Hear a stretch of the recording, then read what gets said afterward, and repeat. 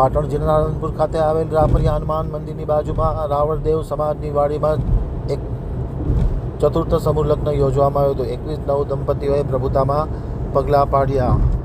Radhanpur આમતક news બ્યુરોમાંથી Jagdish પંચાલનો એક વિસ્તૃત અહેવાલ।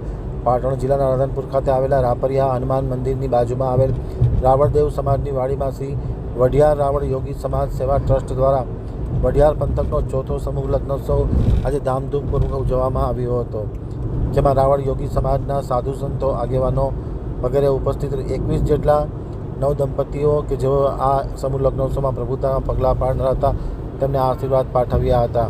21 નવદંપતીઓના સુખી લગ્ન જીવન માટેના આશીર્વાદ પાઠવવામાં આવ્યા હતા। આ પ્રસંગે યોજાયેલા સન્માન સમારોહમાં રાધનપુરના ધારાસભ્ય લવિંગજી ઠાકોર, રાવળ યોગી સમાજના સાધુ સંતો ટ્રસ્ટના પૂર્વ પ્રમુખ નારાયણભાઈ, ઉપપ્રમુખ અમૃતભાઈ રાવળ સહિતના લોકો ખાસ ઉપસ્થિત રહ્યા હતા।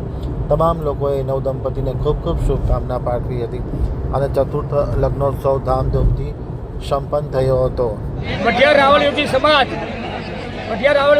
સેવા ટ્રસ્ટ રાધનપુર નિમિત્તના નેજા હેઠળ અમે સમાજને ભેગો રાખી ખભે ખભા મેળવી અને અમે જે સમૂહ લગ્નનું આયોજન કર્યું છે તે બદલ હું વઢિયાર રાવળ યોગી સમાજ સેવા ટ્રસ્ટ સમગ્ર નવ પરગણાના અને અમારા મોઘેરા મહેમાનોનું અમારા દિલથી અમે એમનું સ્વાગત કરીએ છીએ। અને આ અમારા સમૂહ લગ્ન છેલ્લા 15 વર્ષે એવી રીતે થઈ રહ્યા છે કે આ સમાજ રાવળ યોગી સમાજ આજે હસી રહ્યો છે।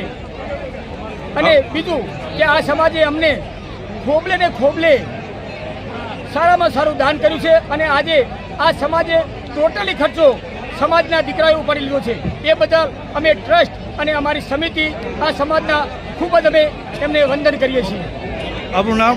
મારું નામ રાવળ અમૃતભાઈ નાગરભાઈ, વઢિયાર રાવળ યોગી સમાજ સેવા ટ્રસ્ટનો હું એક ઉપપ્રમુખ છું।